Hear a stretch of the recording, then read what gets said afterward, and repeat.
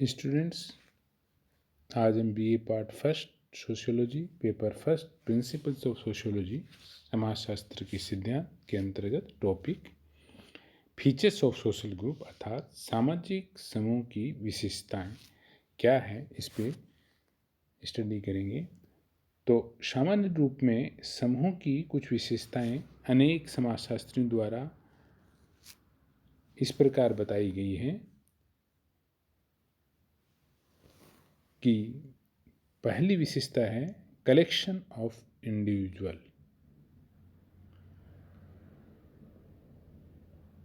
कि सामाजिक समूह का निर्माण पारस्परिक रूप से संबंधित व्यक्तियों द्वारा होता है, जिसमें पारस्परिक आदान प्रदान की क्रिया आवश्यक होती है, भले ही वे प्रत्यक्ष रूप से एक दूसरे के निकट न हो। व्यक्तियों के संग्रह के रूप में समूह एक मूर्त संगठन है। दूसरी विशेषता है निश्चित संरचना, डेफिनेट स्ट्रक्चर। फिशर ने इस तथ्य पर विशेष रूप से ध्यान केंद्रित किया है कि समूह को एक निश्चित संरचना होती है जिसमें सभी व्यक्तियों की स्थिति निर्धारित होती है और सदस्यों के मध्य स्तरीकरण, सोशल स्ट्रेटिफिकेशन की भी एक व्यवस्था पाई जाती है, अर्थात उसमें नियम, अधिकार, कर्तव्य, पद, भूमिकाएं, कार्यप्रणालियां आदि तय किए जाते हैं और सदस्य उनके अनुसार ही अपना कार्य करते हैं। नेक्स्ट है फंक्शनल डिवीजन अर्थात कार्यात्मक विभाजन। किसी भी समूह के सभी सदस्य परस्पर संबंधित होते हैं, लेकिन सभी के कार्य पृथक पृथक होते हैं और अपने अपने कार्यों को पूर्ण करके वे समूह को संगठित बनाए रखते हैं। फोर्थ पॉइंट है सामान्य हित एवं उद्देश्य, कॉमन इंटरेस्ट एंड एम्स। सपिर के अनुसार एक समूह के सदस्यों के उद्देश्य समान होते हैं। बिना किसी हित या उद्देश्य के कोई व्यक्ति किसी समूह का सदस्य नहीं हो सकता। उस समूह के सदस्य की रुचि एवं हित समान होते हैं और वे एक स्वार्थ से प्रेरित होते हैं। एकता, यूनिटी। एक समूह के सदस्यों में जब तक एकता की भावना पाई जाती है तभी तक वे समूह के सदस्य बने रहते हैं। उनमें हम की भावना या सामुदायिक भावना या सहकार की भावना होती है, इसी से परस्पर सहायता करते हैं। नेक्स्ट पॉइंट है ऐच्छिक सदस्यता, वॉलंटरी मेंबरशिप। व्यक्ति सामाजिक प्राणी होने के कारण किसी न किसी समूह से संबद्ध रहता है। सदस्यता दो प्रकार की होती है, अनिवार्य और ऐच्छिक। व्यक्ति लेकिन किसी समूह की सदस्यता व्यक्ति ग्रहण करेगा, ये उसकी रुचि, इच्छा या योग्यता आदि पर भी निर्भर है। किन समूह की सदस्यता स्वीकार होगी, ये भी उसकी इच्छा पर निर्भर है। व्यक्ति अपने उद्देश्यों के अनुसार विभिन्न समूह की सदस्यता को स्वीकार कर सकते हैं। नेक्स्ट इंपॉर्टेंट पॉइंट है स्तरीकरण अर्थात स्ट्रेटिफिकेशन। एक समूह के सदस्य समान पदों पर ही नहीं होते, बल्कि उनकी परिस्थिति स्टेटस है ना, वह भूमिकाएं अलग अलग होती है। जैसे कॉलेज में शिक्षक एक समूह के सदस्य होते हुए भी पदों की उच्चता व निम्नता के कारण उनमें स्तरीकरण या स्ट्रेटिफिकेशन पाया जाता है।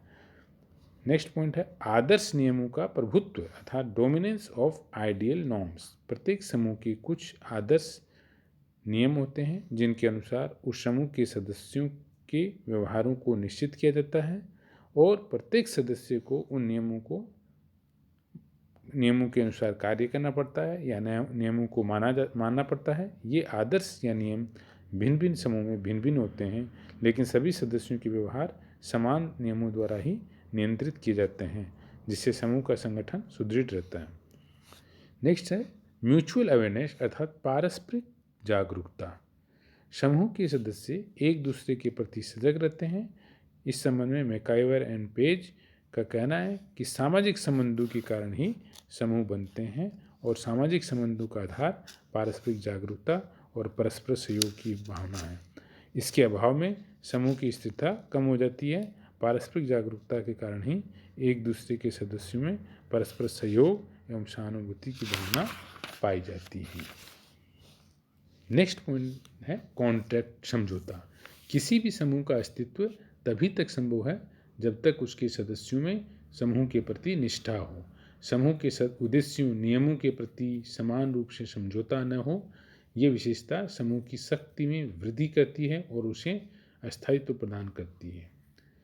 नेक्स्ट पॉइंट है म्यूचुअल अवेयरनेस।